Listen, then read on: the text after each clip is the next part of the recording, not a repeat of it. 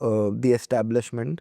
And by the establishment, I mean, in a way, it's upper caste men who take offense to it. Why do you think that happens with most of the good writers seem to disturb the same people? Why does that happen? Okay. I mean, I have an answer to this, which is quite complicated and all over the place. But I have to be honest and, I want to explore this when I answer the question. So the interesting thing is, writing disturbs the establishment. I think that's why I write. I write in order to disturb this establishment. I also write because, we live in, I think especially where I come from, Tamil and, but also, the kind of Indian society we have, where I think silence is taken for granted. And so silence is taken as everything is peaceful. Like, the Tamil word for silence is also the Tamil word for peace, amaidi. So, so if you're not speaking, the assumption is that everything is peaceful. So you have to talk in order to disrupt and in order to say these things. So I think a lot of my aim of writing is to create conversation. And you cannot create conversation if you say the same things. You have to be very provocative in order to trigger speech, in order to make sure that people talk. So do I offend? Sometimes yes. But why do I offend? Not because I want to hurt somebody's sentiment. I offend because that's the only way to initiate a conversation. We don't have the space for dialogue. We don't have a space where I say, as a woman, I'm facing problems. As a lower caste person, you're facing problems. Can we address this? Because that dialogue has gone away. So you say something offensive and then then the conversation begins because they take offense. Otherwise, there's no conversation happening. I think this is the, the kind of philosophical or whatever, like intellectual backdrop to where I come from. But again, this idea that, it's the upper caste men who are rattled, I think that has to be possibly teased out because who are the people in my DMs? I think a lot of upper caste men are in my DMs, right? So I also see their offense taking is very performative. They have to take offense in order to signal to a group of people that, this is disturbing the peace. But personally, how do they actually interact with the work? And here it's quite interesting because personally, I think it gives them a certain high. I don't want to go into the logics of it or, or where it works. But the idea is somebody is challenging them and knowing that, it's a power game. At the heart of it, they find it like, a chase. And the second thing here is also, and I keep thinking like, what is it? I mean, to rephrase your question another way, I keep thinking that because they are reacting to my work, because they're responding to it, even if it's by hate, even if it's by all of these threats or whatever it is, name calling, in some way I'm staying relevant. Because the worst thing would be that I'm not relevant, nobody talks about what I'm doing or what I'm trying to say. But the question then again is in the last 10 years or last 15 years, for instance, I used to be writing columns in, I don't know, India Today, Week, Outlook, The Hindu. I used to appear on NDTV, NDTV, which is not today's NDTV, but what it was in its earlier avatar. And today there's a complete cleaning of the mainstream space. I don't get access to this mainstream space. So when you've lost that kind of access, you're still relevant, right? Over 10 years, this big change has happened. Like the space for opposition voices has completely gone out. And so even then you stay relevant. And then the question is, how are you staying relevant? How are you inciting this? How are you provoking this? Because the more you make them speak, the more you make them expose their own arguments, the more you make them expose the shallowness, the more you make them expose their entitlement, you make them expose their hatred. And I think that this has happened because of two things. One is, for all its shortfalls, social media is absolute theater. You know that. It's so easy to bait them. It's so easy to bait them to say the things that they're going to say in order for you to say the things you want to say. And I think if you can play it in a classy way, you can get your message across. And the second thing is, and this is where I think India's university system is good, because if you look at it as a publishing project, how many books I sell and what's the extent that book sales alone have, I don't think I have that reach. I'm not a Chetan Bhagat, but I'm not an Amish Tripathi. But what I have is because my work is taught in a lot of universities across the country, most of these upper caste men strangely find themselves, maybe not with, but in the presence and company of a lot of women who are feminist, who also, may be upper caste and who are reading my works through their, I don't know, their English syllabus, their humanities courses, whatever optional they choose. And because you happen to be this, integral part of their intellectual fashioning and intellectual, or what do you call, self-identity or self-commodification or self-objectification. Like if somebody reads Miss Militancy, then they have like some kind of feminist cred. And once you become that kind of identity, you create an identity for someone else, then these men have to reconcile or, in some way face you because they are being exposed to you through some other channel. So I think a lot of these men, for instance, come at festivals and say, like, can you sign this book for my girlfriend? Like, are you like illiterate? I mean, I respect your girlfriend that she reads me and likes my work, but the idea is that they don't want to engage themselves, so. Yeah, but the way, like, for example, when you say that you do the work to kind of get a response for them. So sometimes a few of my friends tell me that writers like you become a litmus test if they have to meet someone new. They'll bring your name up and they will see how the person reacts. And that kind of gives them a whole lot of insight into who that person actually is. Wow. So your work has a deep impact on people's choices, life. So how do you feel about that? Do you feel pressured by it in any way? Being the litmus test. Yeah. No, this is actually quite interesting, and because I never thought about it this way. Once, this was 5 or 6 years ago, a woman from Kerala came and said to me that she got rejected in the marriage proposal. And the reason the family of the boy gave for rejecting her was saying, oh, she's the type of woman who reads Meena Kandasamy's poetry. And then you realize that, it becomes an individual branding for this person. Okay, this is a woman we should keep away from, this kind of feminist. So I didn't assume that, this kind of effect would be there. Is there a pressure? But it's two ways, right? The duality. If you can take something away, you can give it also. So What like do you if mean? this person who got categorized and not engaged with because she reads your poetry. No, she So can be useful in, multiplicity of ways. Yeah. so the opposite also is true, that someone will get rejected for not liking your work. Oh, yes. That's what I'm saying. Oh, okay. Oh, I hope that also keeps happening. Yeah. Even though that's very narcissistic to say. No, but I mean, how does the pressure work for me? No, actually, I sometimes think, when I have these horrible threats, and I think I sometimes tell myself, but these people don't know me. People who make these threats to you, like they know your work, but they've never had a coffee with you. They've never spent a morning with you. They don't know what you think about, I don't know, like stray dogs. They don't know what you think about children. Like, and they have never met you in any social setting for them to have this hatred towards you. It's a hatred towards an idea. And I think that allows you to put a kind of safe distance.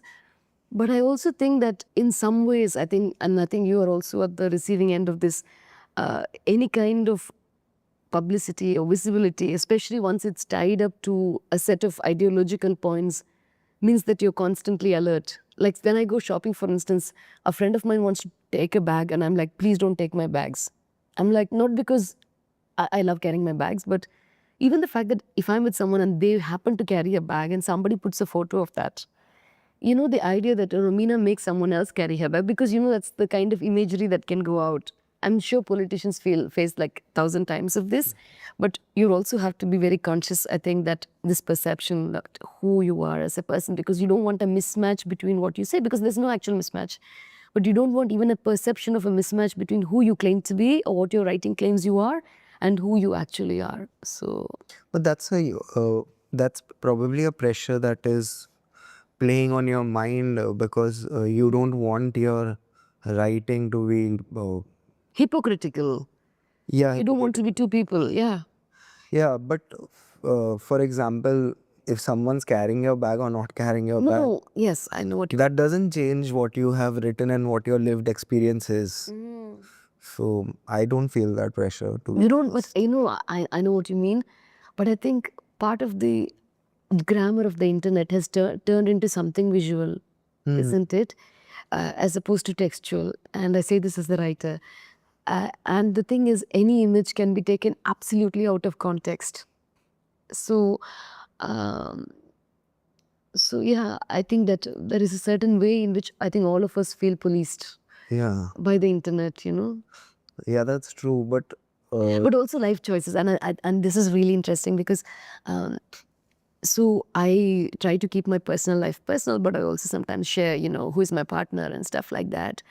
And one of the new type of hate. So in the beginning, the hate is like, oh, she's so ugly. Who's going to be with her? Whatever shit. And then the new hate is that, oh, she's like Dravidoid. So there's a lot of North Indian Hindutva hate groups. And then, but she married an Aryan and she pushed out Aryan children. So, and then they go and they're analyzing the, racial characteristics of your children. And then you feel like, uh, and then they're like, oh, she's so much into Tamil identity. She's so much into, anti-caste politics. But why wouldn't she marry somebody from here? So these personal questions also get, pulled up and yeah, made into subjects of debate, I think. I think it's just hilarious, but what do you think motivates or impacts what you write the most? Is it the politics around you or is it the life you lead? I think motivation for what you write actually comes a lot from how you understand the world. And I started writing like 20 years ago. And I think in the late 90s, when I was growing up, and I was growing up in Chennai, Tamil Nadu was, one of the places where highest number of very violent caste atrocities were happening. There was the May level of a massacre. 7 people were beheaded because, a Dalit man wanted, and one as a village president. And then you also had all these, very graphic honor killings that were taking place very much North Tamil Nadu, where we are now. And also Batani Tola happened, Lakshmanpur Bate happened, all of these Ranveer Sena type killings. And I think that growing up in that atmosphere, we really understood that, like caste was such a evil thing that could wipe out people's lives and undo their lives in a minute. So I think I started writing from that position and, that period. But working on that, or trying to understand how did people fight the system, how did communism come, what is the role of this. So I think you start developing a little bit. And then I think my early work was feminist, but I also think that at some point your own feminism sharpens, right? Like you're a feminist out of a philosophical idea that women are equal and I'm equal, and then you realize that you pay a price for calling yourself a feminist. And then your work, actually starts looking at that kind of thing. So I think my writing possibly was not out of self-definition, like who am I? I think it was much more about what do we do about everything that's going on around us and how do we make sense of this? I also think it comes, or at least it came in the early stages, from absolute helplessness. Like what can you do as an individual? Because it's not like you can go out and stop something. But we'll have to all change as a society and things like that. So yeah. So that was a time when you were like experiencing, firsthand information about your identity being marginalized.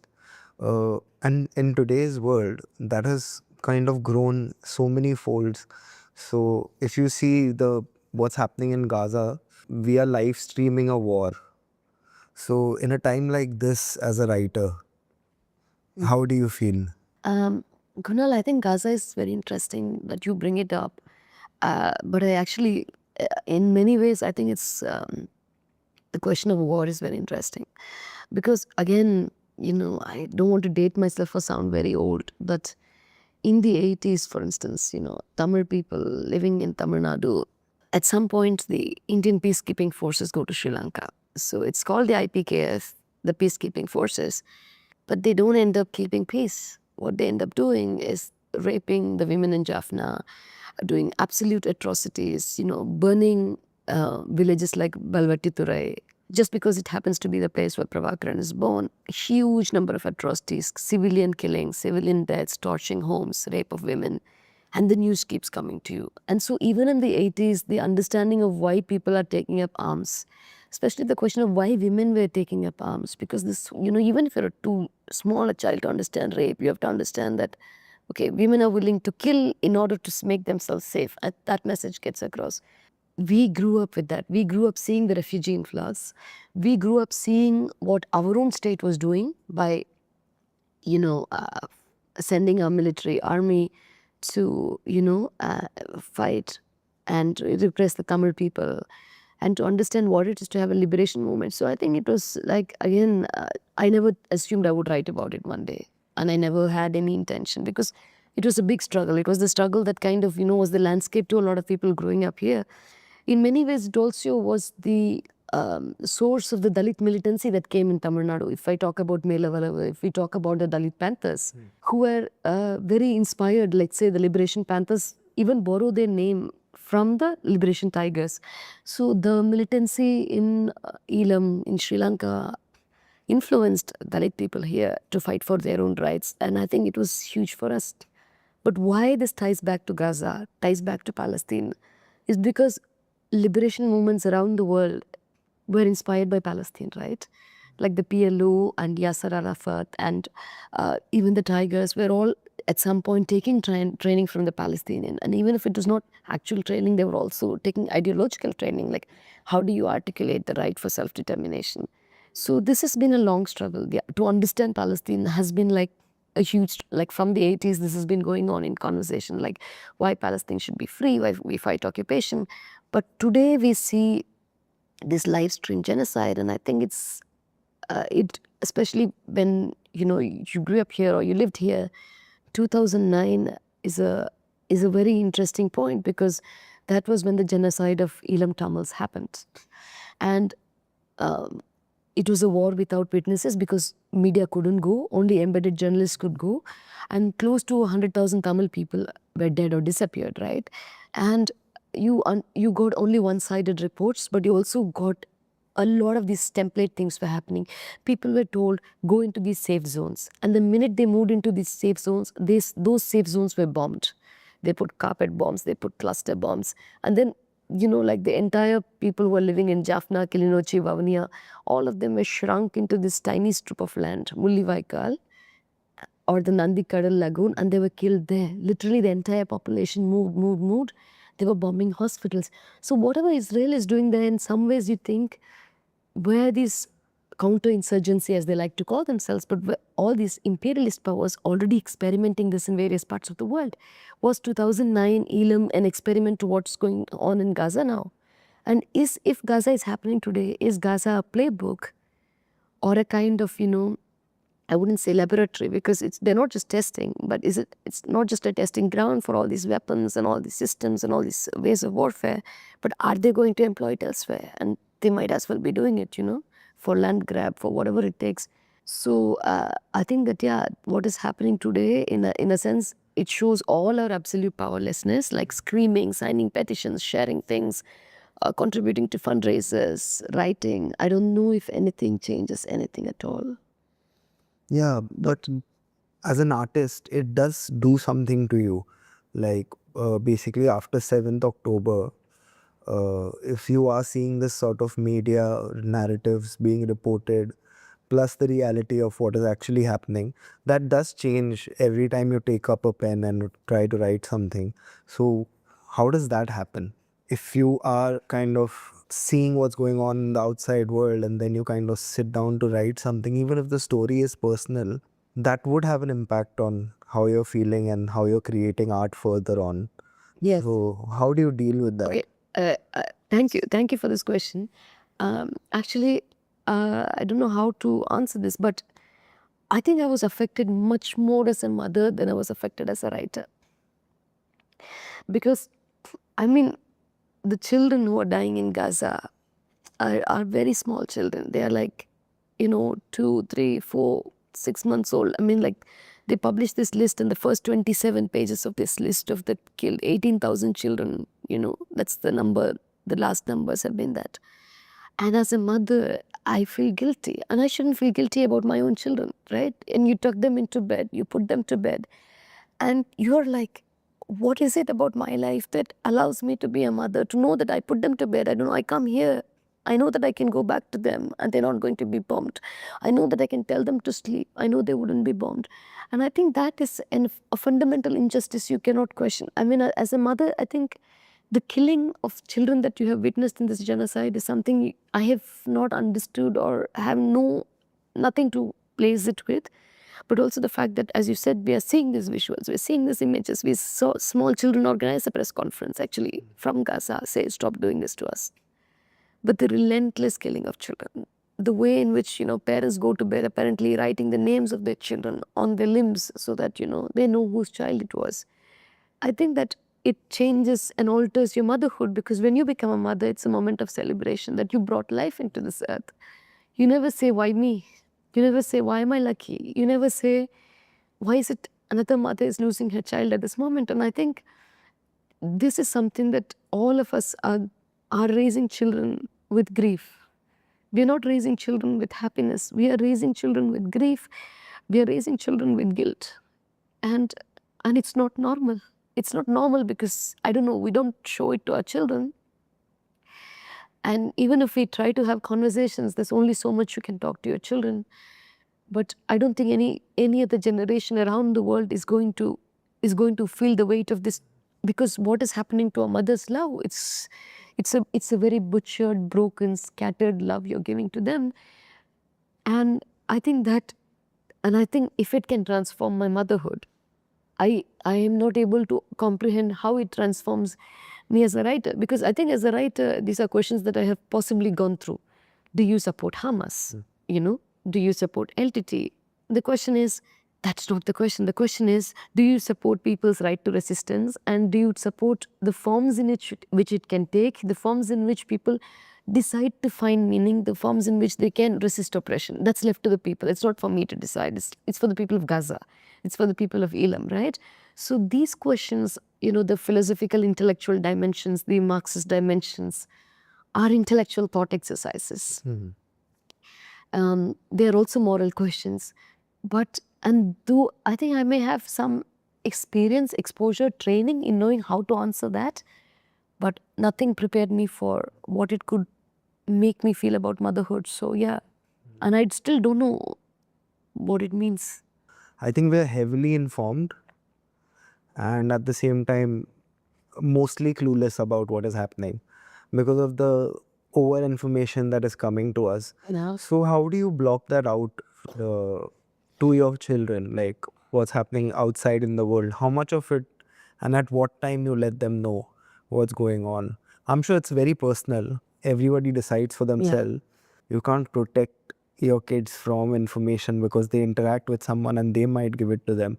How do you parent in a time like this? So much information is out there. Not all is meant for your kid.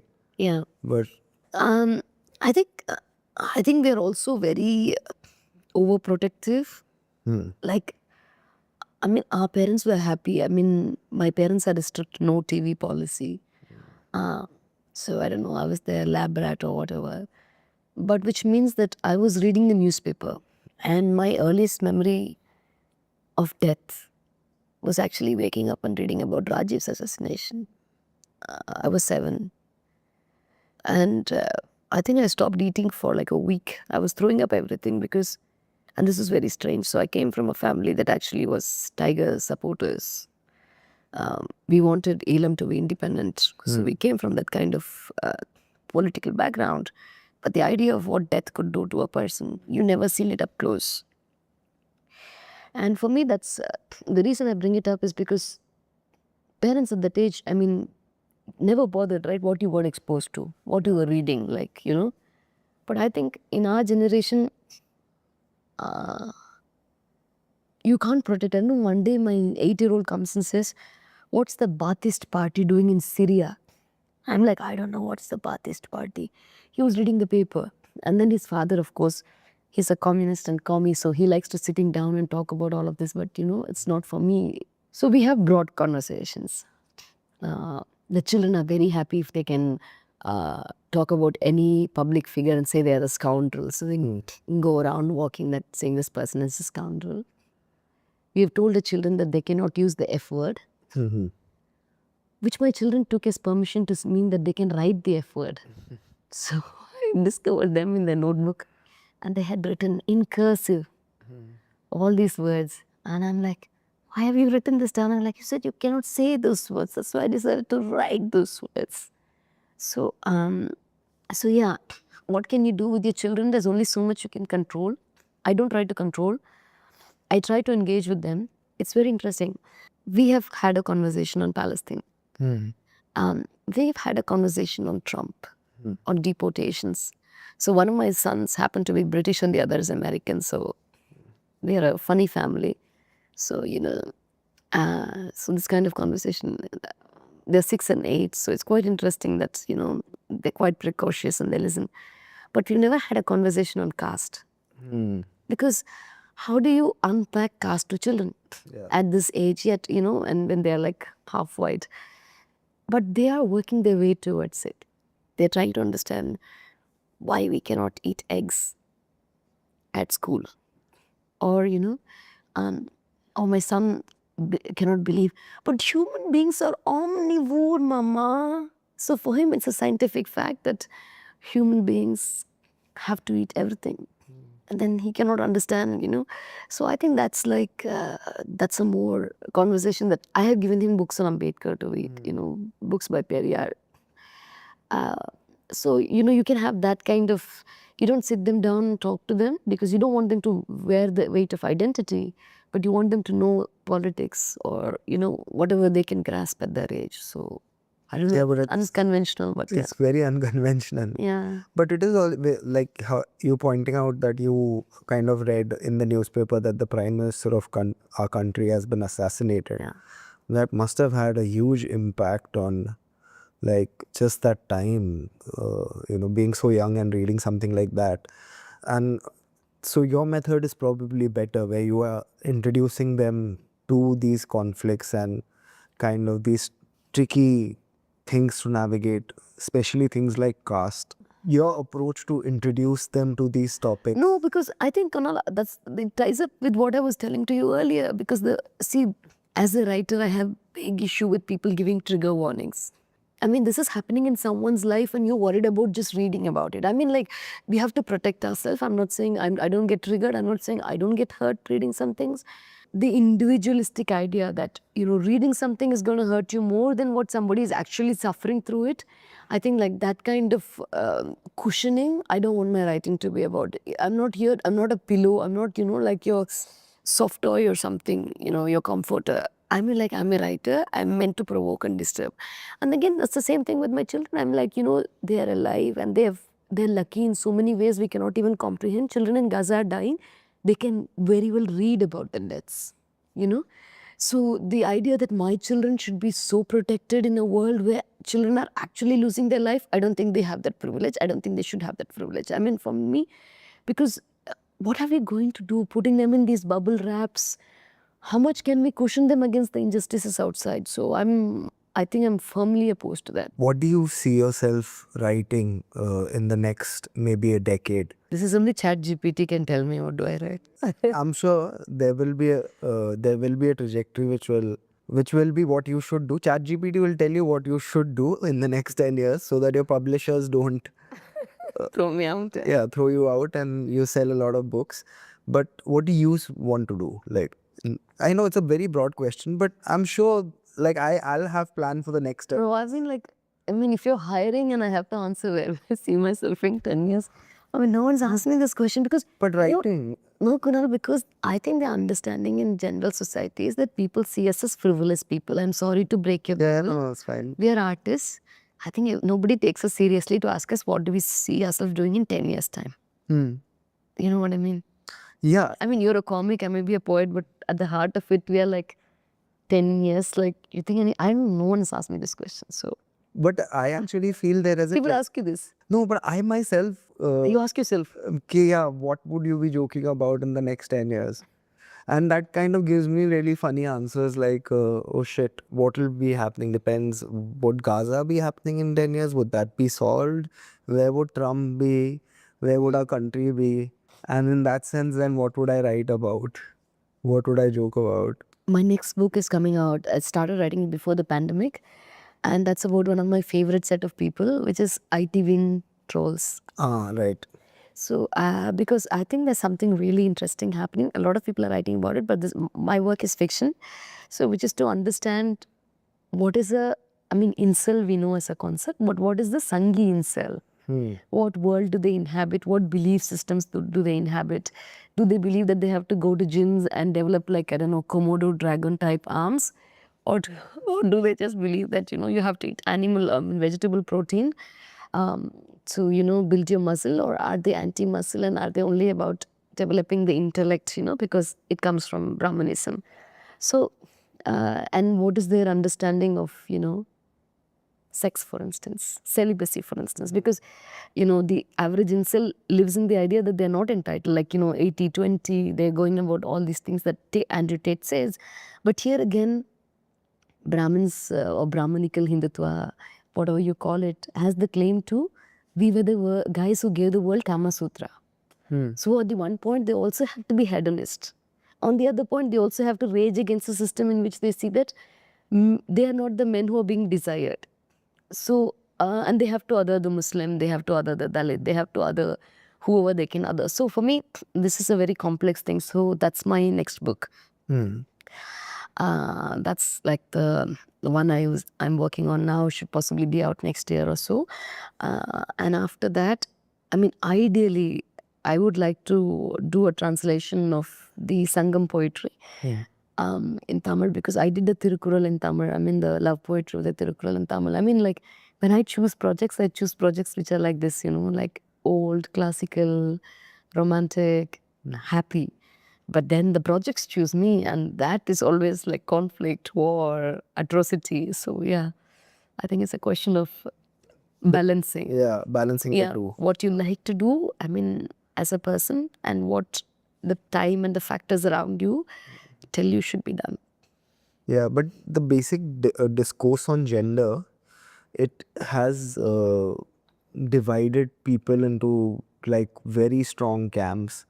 On one hand, you see men who are not married, it's not on the horizon, but every day they are worried about alimony for some reason.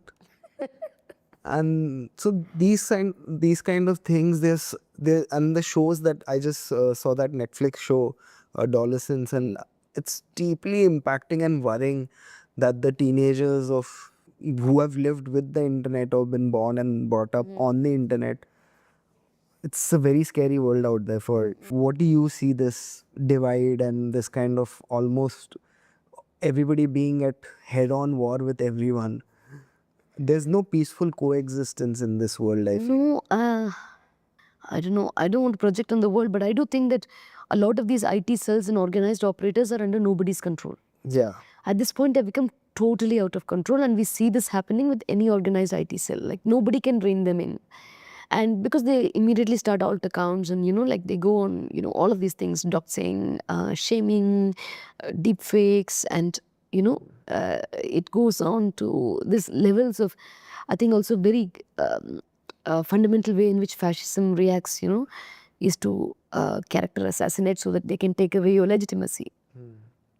And IT cells really excel at that, right? Like, they can put fake propaganda, they can put fake videos, they can, absolutely undo your life in a day. And they also threaten your security through all of this, because of digital surveillance and stuff like that. Leak your conversations, leak your chats, leak your personal life, and take away what is so personal and, integral to you from yourself. So I think that the internet, which, is very safe and which we look at as a very technological tool, can actually be hiding layers of violence behind it that, on multiple levels can prevent you from functioning, from expressing yourself. So, but in terms of, I mean, like, how does it matter how young people are getting radicalized by it? I think they're really, and it's, I think in some way I want to agree with what you say. It's a gender war. Because I think FT actually published this, all these charts from various countries. They were like a lot of Northern European countries, the US, and also South Korea and stuff like that. And they were saying that it's not a generational trend as much as it's a generational but gender trend, that the women were becoming far more progressive and the men were becoming far more what they call conservative. But basically, even conservative is a easy word. It's becoming regressive, becoming what you call patriarchal, going back to all of these things. And we have to bridge the gap.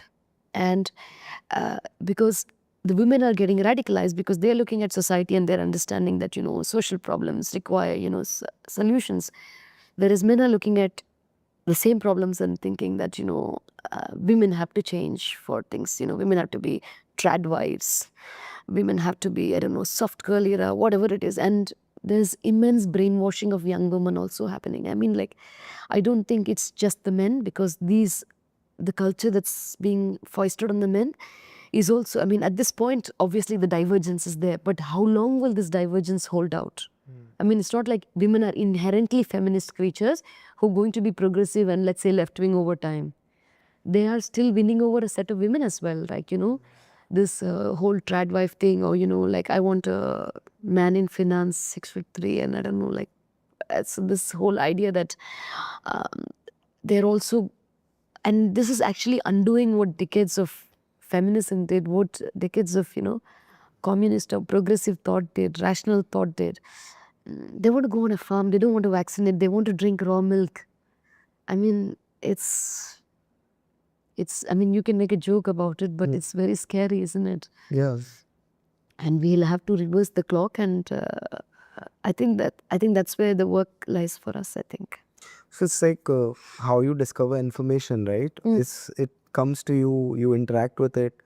But here people are getting like the entire ideology, the entire movement in just a day. Like everything to do with gender. Here it is. Yeah. And then they don't know how to process it. And that's why I see that they are at war with each other. So I don't know how that gap would be bridged. No, I don't know. I think it was Walter Benjamin, but maybe if I'm wrong, somebody should correct me, who said something about what is fascism in some way. And he said I think it was the making politics into an aesthetic. And I think they have really done that, right? Across the world, fascist movements have made, like, whether it's the trad wives on one hand, or here it's this angry Hanuman stickers, or, that we find, or the angry Ram, or, these representations of this virile masculinity. And in many ways, I think that the idea they're selling, as you said, it's a whole product, it's a whole product line, it's a range. So it's like so custom made for you and tailored for you. And on the other end, that if this is what fascists want to do, which is the aestheticization of politics, on the other hand, what communism is about, or left-wing is about, or progressive ideas is about, is the opposite, which is the politicization of art. So for so long, we've had this idea of art as, art for art's sake, or art for whatever aesthetic sake. But you have to do art for politics' sake. You have to make sure that your art actually has a politics to it. And I think that it sounds immense that we have this responsibility against all of these trad wives of the world and all these Instagram reels from some farm somewhere, or people drinking raw milk, or people not vaccinating their children, or this idea of this 80-20, that 20% of men are going to get 80% of the girls.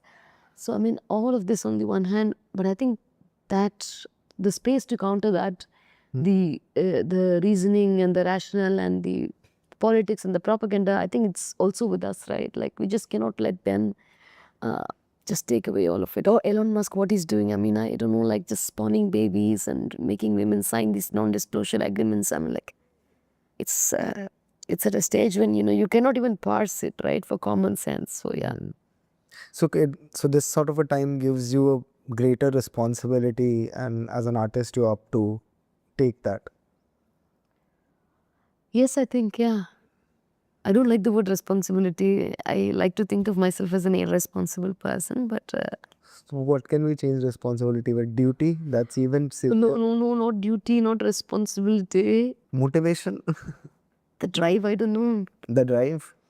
No, but actually coming back to your question, I often cite this, and I invariably cite it in all interviews, is this Latin American scholar writer called Tony Cade Bambara, who said something like, the duty of the radical artist is to make the revolution irresistible. And I think in some ways it's, I don't know, duty, responsibility, whatever, that all of us owe to, we have to make that change possible, and in some, like, I don't know, like inject it, or maybe make it apparent, but make sure that we are talking against all of this. Correct. The viral times देखने के लिए आपका बहुत बहुत धन्यवाद। Channel को support करने के लिए लाइक, शेयर, सब्सक्राइब करें और अपनी राय कमेंट बॉक्स में जरूर दें।